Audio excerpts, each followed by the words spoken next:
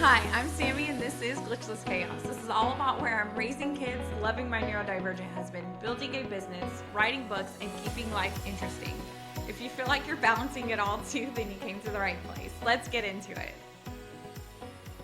Okay, so today you finally get to meet the man that I call my emotional support husband. If you've listened to earlier episodes, then you've heard me talk about him a little bit. And honestly, he really is the love of my life, and truly he is my best friend. I really do mean it when I say he really is my emotional support husband. He means the world to me, and we have been together since we were in high school. Now, the only thing people don't really realize is that our brains do work differently. I'm high masking, high functioning autistic, and he does have ADD, and we are two neurodivergents trying to raise kids and keep a house organized, but that's nearly impossible because our kids, it really is our kids. So, babe, introduce yourself. Hi, I am the emotional support husband. I am not in danger. I am doing this on my own free will and willingness to do this. But apparently I support her emotionally. My name is Chad, and I do the husband thing. He's not in danger, I swear. Yeah, I swear. Blink twice if you're in danger. There's dust in my eye. Yeah, okay. So, I have to ask, what is it actually like living with my brain? With your brain, chaos. From every angle. Not understanding people's emotional anythings. Is that true? No, that is true. I don't understand a lot of the time. Not that I do any better apparently, but in her brain, she's right, I'm wrong. And in my brain, she's right and I'm wrong. You're such a butthole. I'm a good husband, I promise. What? You're such a butthole. See, this is what I gotta do it. What do you think the biggest difference between our brains are? You're right and I'm wrong? Question mark? No, to be honest, mostly she's organized. She has logical thinking, but she has logical thinking outside of emotion, right? I think ADD or ADHD people, anybody like that, usually have more emotion involved behind their thinking. So therefore, I guess she can base decisions around logic and no emotion, and I can base a lot of things around emotion before logic. Yeah, I mean, I never really truly could stick up for myself I could stick up for other people, but never myself. Because she didn't see any type of emotional manipulation. Yeah, no, I couldn't, yeah. That's true. So one thing I have realized is that being neurodivergent, that does affect a lot of relationships too. So what do you think that we've learned about each other's brain over the years? Apparently I raised her is what she tells me every day. Yeah, no, that's true. That is true. I mean, look, I've lived with you forever, it seems like. Forever and a day. Apparently longer than any of your parents. Yeah, that's true. But at this point, in 20 years, I mean, you raise your kids for 20 years, that'd be still a pretty spectacular thing, I guess. But then, since I've already forgotten, what was the question? What do you think that we've learned about each other's brains over the years? You know, I don't like to, even though my brain may base a lot of things around emotion, I don't like to talk about emotions. Yeah. Her brain, sometimes you gotta make it understand, just based around logic to make her understand, to make her comprehend or understand something. Yeah, I need it broken down. Yeah. See, she's right. I'm not saying I don't like the support, but you're still right now. I didn't say I was wrong. I might have thought it, but I didn't say I was. All right. Okay. So we're going to do a marriage roast. We're going to call each other out. We're not going to be mean or vicious, but we are going to be able to call each other out and it's going to be something fun. We're going to have fun with it. That's her every day. I swear to God. He's so mean. Anyways, we are going to have fun with it though. So, what is the most Sammy thing that I do? She is exceptionally loud. I am loud. But, I mean, she makes things fun. Except for if you have a concussion, ask our oldest. You know, he decides to slip and fall in the concrete playing at recess and get a concussion. And then he proceeds to tell me his mama's loud. Yeah, I'm sorry. But again, loud's not always a bad thing. It can be fun. It also could be annoying. Yeah. Okay, what is something that drives you a little crazy about me?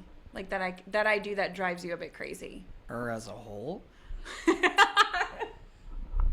Is there one thing specifically? I'm sure there could be. You can pick one thing specific. What is one thing? You're light complected. I can't tan to save my life. We know this. My spots are darker than her, and I got vitiligo. They don't even tan. What is the funniest habit I have? She does a finger thing that makes her comfortable. This is what he's talking about. So if you're listening, I put my thumb in between my pointer finger and my middle finger, and I do that unintentionally. I never... Shut up. It's been done her entire life, and she doesn't know why, and we figured out recently, or in the last year or two, that it's probably related to her autism. Yeah. No judgment, quietly judging. All right, so now it's my turn. All right, so the most Chad thing you do is your doomsday piles. They drive me up the wall. I usually know where everything's at, though. This is true, but they still drive me up the wall. And then the one thing that you do that really does drive me crazy is when you pop my toes. I hate my toes being popped. I like to feel the bones popping. I know. It's called pop, lock, and drop it. You're gonna pop them and they're gonna lock for real. They're gonna lock and fall off. I mean, there's a whole song based around pop, lock, and drop it. I'm just letting you know that right now. And then the funniest habit that you do have is when you do have a habit of picking on everybody that you love. It is a habit. He picks on everybody that he loves, and he doesn't do it like maliciously. He really does do it out of love. It really is out of love. Love, maliciousness, it's all the same thing. No, it's not. Oh my God. Okay, so when chaos happens in the house, who actually handles it better? Depends on the type of chaos that we're dealing with, I guess, in that moment. So, I don't know. She doesn't know the moment. It really does depend, right? Yeah. Everybody has their strengths. Everybody has their weaknesses. And the funny part is, her brain might handle logic better, but she probably handle the chaos better when it comes to emotional issues, right? Again, none of us are perfect. I sometimes can't catch myself before I have an emotional breakdown. An emotional breakdown doesn't involve anything more than just emotion, right? I can just absolutely lose my mind when something bad happens to somebody I care about. Oh yeah. But I might react in a negative way, nothing that harms anybody, but it's still, if it's a negative way to react, she handles that better when it comes to the emotional part, and I don't want to talk about that. Mm-mm. But for her, again, we all kind of gauge our strengths and weaknesses. Honestly, she can get overwhelmed, which she chose to procreate with me, by the way. Yeah. I mean, I don't blame her. Have you seen this face? But anyways, that being said, the kids can probably cause her the most stress out of everything. Yeah. And that could just be as simple as they are their father's children, and they like to do what their father does, which picks on people they love, be a little erratic just for fun, which, by the way, I'm never erratic for fun. I'm just usually don't have the energy for that. But when the kids have the energy for that, they overwhelm her. Yeah, that he's not lying. Yeah, that's totally true. So before we wrap up, I do have one final question. We have been through a lot of stages in the last 20 years. It really has been 20 years. I mean, since we were 16 and 17 years old. #blessed. For her. What do you think has kept us going so strong? Truly. The ability to learn how to talk through our problems. Nobody likes to, again, I told you about being uncomfortable about talking about emotions. I mean, none of us want to talk about emotions. None of us want to talk about our faults because, I'm never at fault for anything. Still in danger. But that being said, we're just learning how to talk through your problems. People say don't go to bed mad, and I think a lot of it gauges on who each individual person is, because sometimes we have to go to bed angry with each other a little bit just because it lets us both cool down before we wake up and have to have the uncomfortable talk, which is usually after I get off of work, about, hey, this is how I felt, how did you feel? Again, we just talk through it as adults and learn to own that, hey, I may have messed up this time, or she never messes up, or she could have messed up that time. But that being said, you just got to learn to talk through your problems, and you got to learn how to, you have to learn how to do something. Communicate? No, yeah, but there's another word I wanted for that. Compromise.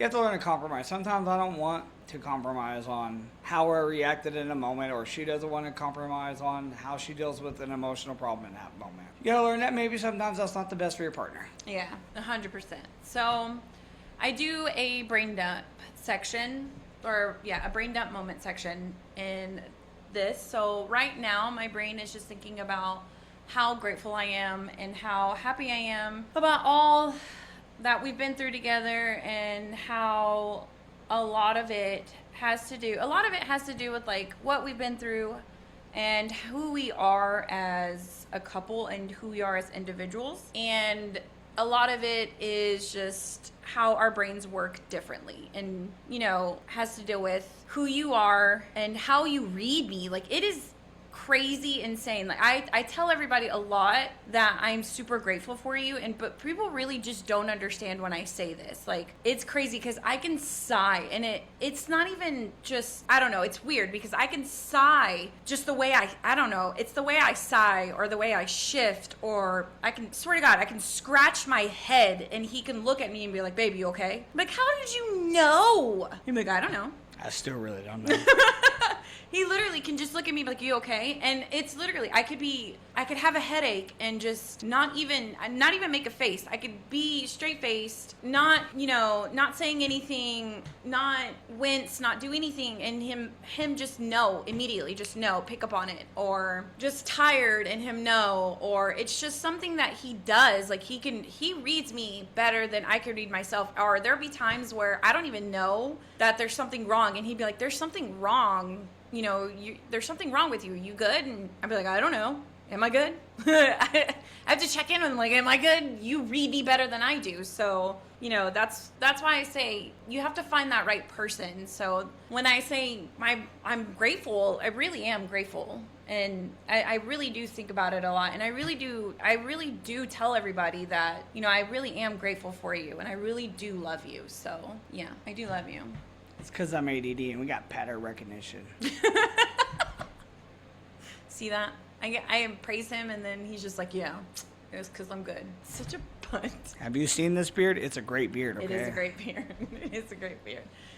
All right, if you enjoyed hanging out with us today, don't forget to follow the podcast so you don't miss another episode. And honestly, thank you for being here today. I'm Sammy, and this has been Glitchless Chaos, where I kept it real. And I'm the emotional support husband. Remember, I love you, and I'll see you next time.